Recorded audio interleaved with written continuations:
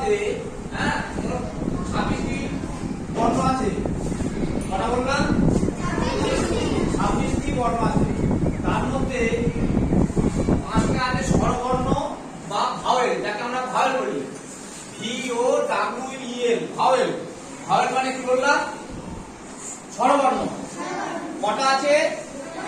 5টা স্বরবর্ণ আছে বা 5টা ভাওয়েল বা স্বরবর্ণ। 5টা ভাওয়েল কি কি বলো? A